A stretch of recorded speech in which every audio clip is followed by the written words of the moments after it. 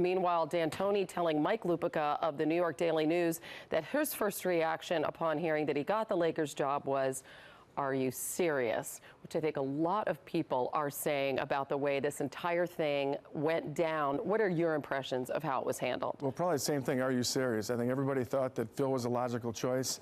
I think right now there was disappointment from Phil, disappointment from some fans of the Lakers. You hear the chants, "You'll bring back Phil, we want Phil." But I think right now the players, everyone, they're ready to move forward now. They're ready to move forward. It's a new regime now with Mike coming in, the new offense, new defense. Let's forget about what's happened in the past and let's go forward and let's play. There was a lot of talk about the triangle offense and not really fitting this team. Instead, it will be Mike D'Antoni's pick and roll, very up-tempo offense. But what challenges does he face from the get-go, not the least of which Dwight Howard articulated as the youngster among the stars of this being an aging group? You do have to get in shape. The biggest thing, there's always a learning curve with any offense, whether it's the triangle, whether it's Mike D'Antoni's offense. His biggest challenge is it's a point guard-oriented offense. The point guard makes a decision. Right now, he wouldn't have a challenge if Steve Nash was healthy. He's hurt.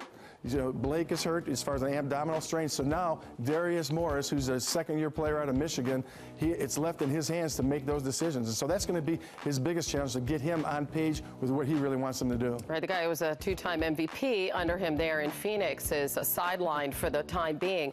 What about Kobe and Pau Gasol? How do they fit into this scheme? Well, I think initially, because of the injuries, you're going to see Kobe become more of a facilitator. You'll see him handle the ball more, run more pick and rolls. He'll make more decisions. He'll really initiate a lot of the offense. Gasol will be allowed off the top of the key at the elbows in pick and roll situations, more of a high-low type center. And you'll see, as far as Dwight Howard, inside. But the biggest thing is Howard will protect the rim defensively. And that's going to be a big key for him. I'm glad you brought up the defensive part of this game, which Meta World Peace was sort of funny. He said, well, his defense is self-explanatory, meaning there hasn't been any on Mike D'Antoni's teams. That's certainly been his MO, but he has a multiple Defensive Player of the Year in Howard and a superstar who takes intense pride in his defense in Kobe Bryant. What do you think we should expect from the Lakers defensively? Well, he has two all-defensive players in those two.